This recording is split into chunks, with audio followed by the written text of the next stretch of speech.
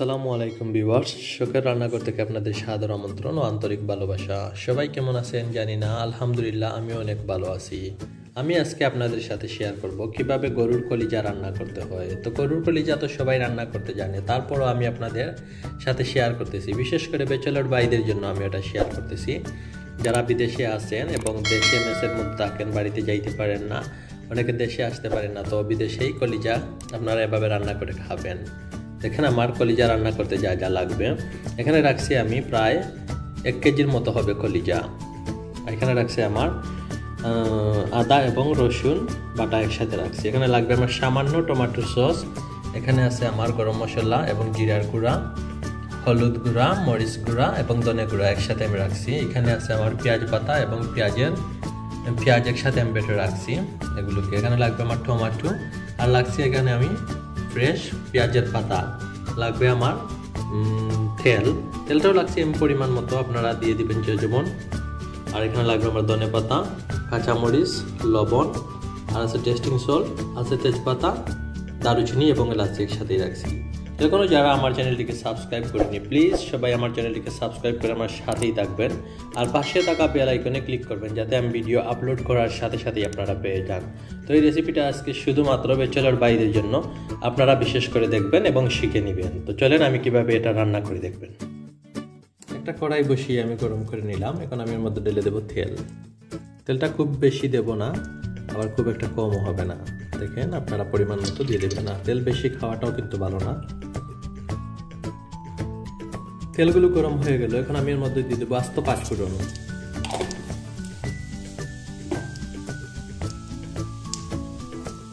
দিয়ে দেবো এখন আদা রসুনের পেস্ট। আদা আর রসুন পেস্ট আমি রাখছি প্রায় এখানে 2 টেবিল চামচ।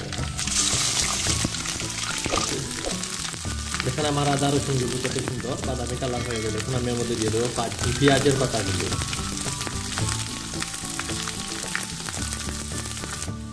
দিয়ে দেবো সামান্য লবণ যাতে পেঁয়াজের পাতাগুলো একসাথে গলে যায়।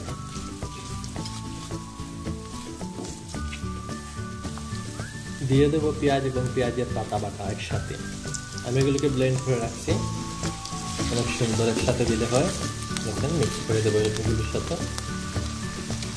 এখন দিয়ে দেবো এখান থেকে তাহলে তেজপাতা, দারুচিনি, এলাচি একসাথে দিয়ে দেবো। দিয়ে দেবো মরিচ, ধনে গুঁড়ো, তারপরে জিরা এবং 5 ফোড়ন সবগুলো একসাথে গরম মশলা দিয়ে দিলাম। এখন আমি টমেটো সসের মধ্যে সামান্য পানি অ্যাড করে দিয়ে দেবো। করে দিলাম, গুলে গেলে একসাথে মিশে গেল।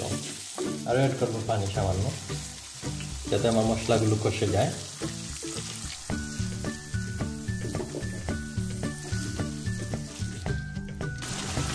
দেখেন আমার মশলাগুলো কষানো হয়ে গেল। আর এই যে দেখেন আমার কলিজাগুলো আমি রাখছিলাম অনেক সুন্দর করে, আমি সিদ্ধ করে রাখছি, যেহেতু অনেক চর্বি থাকে এই কলিজা বা মাংসের মধ্যে গরু সব কিছুতে, আমি এভাবে সিদ্ধ করে খাই। আপনারা চাইলে ফ্রেশও খেতে পারেন, কোনো সমস্যা নেই। আর বিশেষ করে ব্যাচেলর ভাইদের জন্য বলতেছি, অনেকে বলেন রান্না করা অনেক কষ্ট, আসলে কোনো কষ্ট নাই, না জানলে অনেকটাই কষ্ট লাগে। তা আমার কাছ থেকে সবাই শিখে নেবেন, দেখেন কীভাবে আমি রান্না করি। আপনারাও ট্রাই করলে অনেক সময় কম সময়ের মধ্যে করে নিতে পারবেন। জানি আপনাদের তেমন একটা সময় নেই, কাজ থেকে এসে করতে হয়, তারপরে ট্রাই করবেন এভাবে। আর সিদ্ধ করে রাখলে কিন্তু খুব তাড়াতাড়ি রান্নাটা হয়ে যায়। দেখেন আমি এভাবে কলিজাগুলো এভাবে ঢেলে সামান্য নেড়ে চেড়ে দিতেছি। মনে করবেন এইভাবে বাজার মতো হয়ে যাবে, যেভাবে আমরা পোলাও করতে চালগুলো বাজি সেরকমই হবে। দেখেন 2-1 মিনিট এভাবে বেঁচে দেবে। দেখেন কলিজাগুলো ভাজা হয়ে গেল, এখন আমি এর মধ্যে দিয়ে দিলাম পানিটা দিয়ে আবারও সামান্য নেড়ে ছেড়ে দেবো। আর যেহেতু কলিজাটাকে আমি সিদ্ধ করে রাখছি, এই জন্য কলিজার মধ্যে একটা গন্ধ থাকে, আমার কাছে অনেক খারাপ লাগে, তাই আমি এগুলোকে নিজে সিদ্ধ করে রাখলাম। দেখেন পানিগুলো অনেকটা শুকিয়ে গেছে, আমি এর মধ্যে করবো টমেটো। এভাবে কুচি করে রাখছি, টমেটোটা দিয়ে দিলাম। টমেটো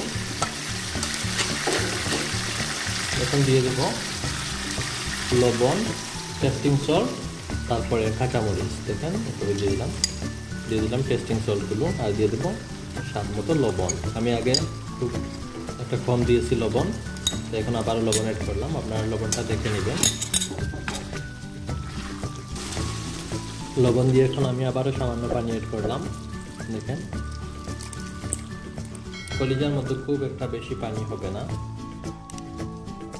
আপনারা খুব অল্প পানি দিয়ে এগুলোকে রান্না করবেন।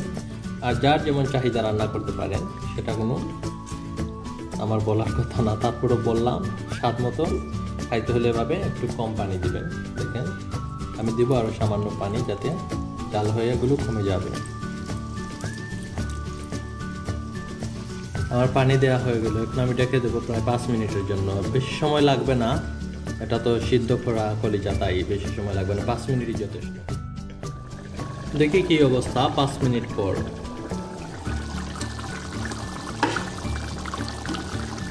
দেখেন অনেকটা হয়ে গেছে, পুরোটাই হয়ে গেছে। আমি এর মধ্যে এখন দিয়ে দেবো ধনেপাতা কুচি। ধনেপাতা কুচি দিয়ে পাবে সামান্য নেড়ে চেড়ে দেবো এবং আমি চুলাটা বন্ধ করে দেবো।